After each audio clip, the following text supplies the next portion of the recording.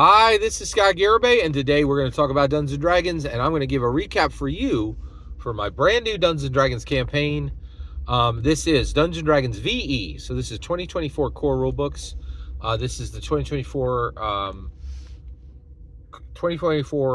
PHP, 2024 DMG, 2014 Monster Manual, because the 2024 Monster Manual is not out yet, but I'm eagerly awaiting that. And it has been working out just fine. This staggered release has been working out just fine. We didn't have any problems playing. This is a physical table game with one player, and I'm going to refer to that player as the Amethyst player. So the Amethyst player elected to play with me, and this was a complete. This campaign was launched very quickly, and like I got a request on Sunday. This person saying, hey, I don't know what I'm going to do for the rest of the day. I'm like, let's play D&D. And he's like, yep, let's do that. So we launched this campaign. And so this campaign was run 1 hour and 30 minutes after its inception, right? Like no session zero, just go, right? And that's possible because I run 1 hour Dungeons and Dragons. This was actually a 2-hour session.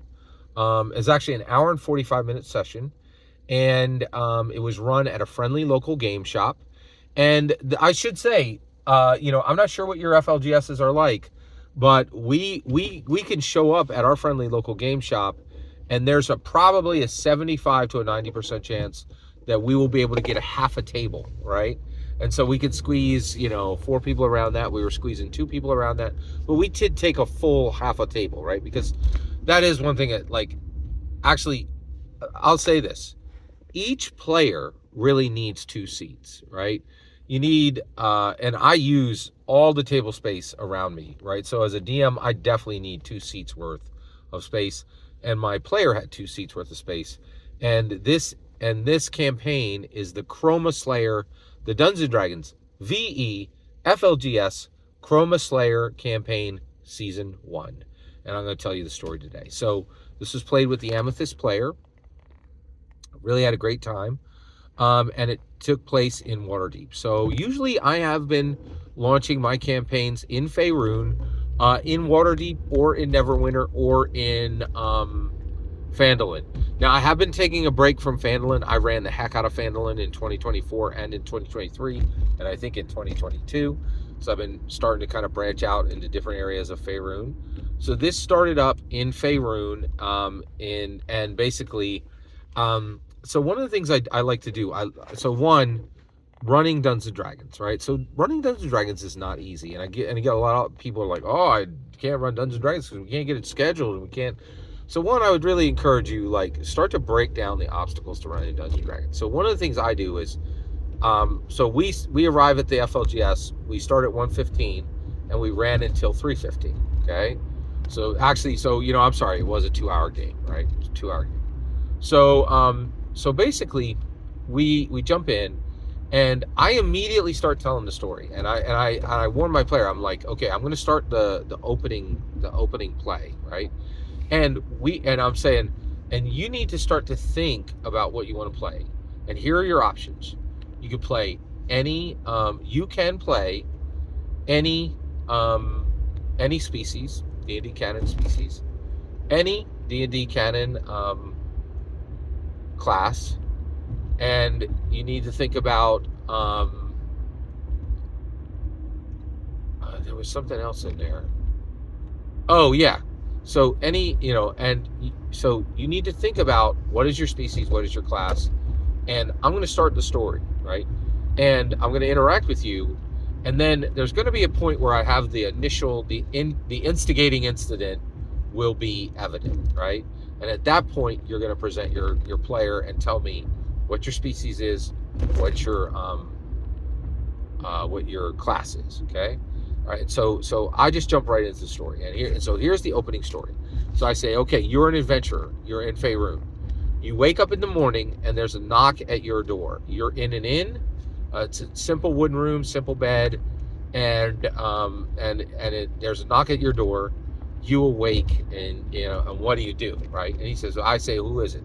And I'm like, it's your friend Lady Ray Luna, right? and you do have a friend named Lady Ray Luna, and then the player's like, hey, I want to make an insight check to see if it really is Lady Ray Luna. Now, first of all, he has no character sheet at this point, right? We're starting on the run, right? All we know of him is that he's an adventurer. Could be she is an adventurer, right? All we know is that they're an adventurer in a room in Faerun. We don't know species or class. So, wait, Scott, how do you get the plus? Right? What do you get the plus for the roll? Or how can you make an insight check if you don't have a player's character sheet? Right? Like, blah, blah, blah. Right? Like, okay. So, first of all, this is how you actually run Dungeons and Dragons in every possible space, right? I got this thing done in a 3-hour block, right? And I didn't know in the morning that I'd be running it. And that means you need to be ready all the time to run D&D on the go, right? And people put up these arbitrary blockings to, I need all the time in the world. Everybody got to have a main character sheet, blah, blah, blah, blah, blah, right? No, cut to the chase. Get in. Honor Gary every day, right? Like, all right. So basically at this point, what I did was I said, okay, +3. You get a +3 to the insight roll. And also, I've been using this. I love this. They actually introduced this in the new D&D 2024 core rulebooks. It's brilliant, right?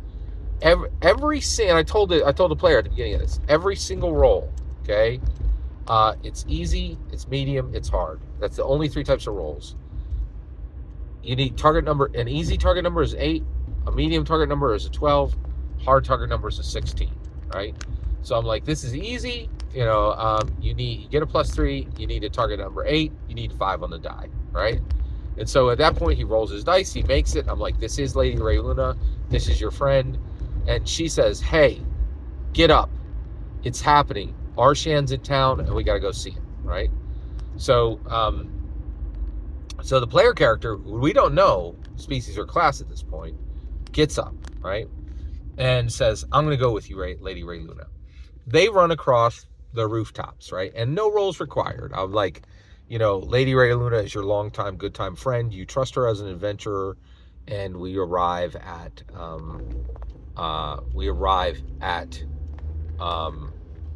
the place, right? You arrive at a 3-story building in Faerun, and there's a paladin, a humanoid-sized paladin, 6 feet tall, shining, brilliant, bejeweled plate mail with a shining, bejeweled helm, okay? Standing surrounded by people blocking traffic in 4 directions on the street, right? Wagons are backed up, right? And then I give up, and this is Arshan. This is who Lady Ray Luna is. Now, wait a second. Scott, did you say Lady Ray Luna? Yes, Lady Ray Luna. Right? Yes, that is from the Numenera Wooburg campaign. So this is a character that came from the Numenera Wooburg world, and with the help of a planeswalker, made her way to Faerun. So this is the same Lady Ray Luna that dealt with Bearcat in the Numenera Wooburg campaign, right? But now she's in Dungeons and Dragons. And the reason why is all of your adventurers, right? If we're playing in Dungeons and Dragons, these are, we always had Gate, right? We always had Dimension Door, right? But now planewalkers are in the midst. That's canon to Dungeons and Dragons. Magic the Gathering planeswalkers are canon to Dungeons and Dragons. So this is Lady Ray Luna, all the way from the Numenera Wooburg campaign, right? And she's been in Faerun for 6 months, and she made friends with this player character, right? And so then I introduced the story of Arshan, right? So I'm like, okay, let's get into this. All right. So Arshan says, hey, everybody, I'm Arshan, the Arshan that the bards sing about, and I am becoming the Chroma Slayer. Last spring, I killed a white dragon. In the fall, I killed a black dragon. Tonight at 6 p.m., and it's 4 p.m. now, right? 2 hours from now, you're going to meet me here again, and you're going to bring your gold, and you're going to bring your magic items, and you're going to bring me heroes. And me and those heroes are going to leave right from here, and we're going to go in Waterdeep. We're going to go up to Mount Hope now, and we're going to kill the green dragon, right? And then we're going to, we'll come back here. We'll report on if we were successful or if we failed, right? And then we're going to go for the blue dragon, and we're going to go for the red dragon. And I am going to become the first Chroma Slayer. I'm going to kill a white dragon, a black dragon, a green dragon, a blue dragon, and a red dragon, right? This has never been done before in Faerun. one night, and 5 deaths. I'm going, and he says, and to prove to you what I've done, here is the white dragon's tooth and the black dragon's tooth, filed down into dragon fang bone swords, right, with silver hilts. And then he brings out these adventurers that he's hired, and there's a bard actually playing, like to get the crowd really hyped. And he's like, we leave tonight. Bring me your heroes. Bring me your weapon. Bring me your magical weapons. Bring me your gold. I'm going to kill the green dragon, right? And then Lady Rayluna faces the player character, right? The amethyst player, right? And I say, okay, first of all, and Lady Rayluna says to him, we need to join him or we need to stop him. And she says, which is it going to be? So Lady Rayluna is asking the player character, do we stop this person from slaying one dragon of each color, or do we help them, right? And then I'm like, okay, tell me who you are, right? So first of all, I brought my Lego minifigures, and I offered the player to play any of those. And then I said, you could play any of these prepared Lego characters. You just pick the minifigure, and we go right from there, because everything is evident. The equipment is evident, the species is evident, the class is evident, all of it, right? Or you have tactical infinity, and you can make your character right now, right? Now, by make your character, what I mean is choose your species, choose your class, right? And I will tell you right now, I ain't dealing with tax forms anymore, right? We are going to build your character as we play, right? I do not sit down and watch somebody fiddle around with the tax form for an hour and 15 minutes. We will discover who you are. We will discover your powers. We will discover your attributes. We will discover your equipment as we play. We don't sit down for an hour and 15 minutes, hour and 30 minutes, and watch you fill out a tax form. That is old school, antiquated Dungeons and Dragons, right?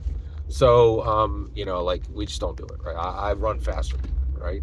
And the reality, and I don't apologize for it, right? This dude contacted me in the morning. We're playing Dungeons and Dragons. We have a completed session we have the first adventure done. We had a complete adventure done by 3 p.m. that afternoon, right? So I don't mess around. I run Dungeons and Dragons, which is exactly what Gary pointed us toward, right? Super fast play, super cool play, super cool, super important, super weighty participation in Dungeons and Dragons, right? So at this point, he says, hey, well, guess what? And I said, by the way, you pick your level. Oh, that's the other part I missed. You pick your species, you pick your class, and you pick your level, right? Any level you want. You can start at 20th level, you can start at 10th, you can start at 5th, you can start at 1st, right? Now when I start campaigns, I let the players choose what level they start at, right? That's super empowering, right? And I think that's the right path. Okay. So all that going on, right? And so the player goes, I know exactly who I am. I am a female. I am a 5th level female elf, right? Druid.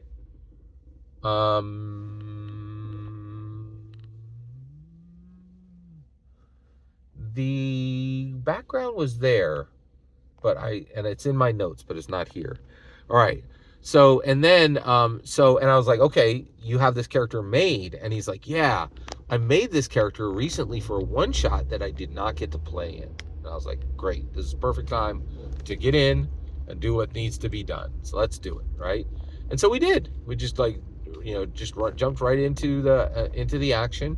And Jessie Bell, the elf druid, was ready to go, which I thought was really cool, right? Hermit. She was a hermit. That's right. Using the new hermit background. That's an interesting background. I don't know why they actually chose that. That seems odd, because hermit. The only reason is it said in the Dungeons and Dragons. In the Dungeons and Dragons Dungeon Master Guide, don't let players go, oh, I'm a jerk because my player character is a jerk, right? Why would you make a hermit a playable background? It seems weird. I don't think it's a good idea. Because they're people who just lived in the mountains and then didn't really see a lot of people. That's what hermit means. I don't know. Or woods. It's kind of odd. I'm a little questionable, but it worked out fine. So Jesse Bell, and by the way, it was a gender mix, right? So it's a male player, but it's female player character, which is echoing that progressiveness from Gary Gygax many years ago, right? So now we know who the player character is. We know who Lady Ray Luna's friend is, and the player character Jesse Bell of the Amethyst Player says, "This is what I think we should do," and that's where we're going to cut it off today. Thank you so much for letting me share this my Dungeons and Dragons campaigns. Dungeons and Dragons is so important to me, and I'm so honored to be running campaigns today. I'm 54 years old. I was running campaigns when I was 12 years old in 1982. Now it's in 2025. I'm still running. So, and it's an honor. I don't take a single minute at the table for granted, and it's an honor to share it with you. Every single word you just heard is my humble opinion on the Amethyst Players Chrome, the Chrome Slayer, the Chromatic Slayer, the Chroma Slayer campaign. The important part is when I get to hear your humble opinion, when you get in the comments and send your traffic. Please consider like, subscribing, and have a fetch millennium.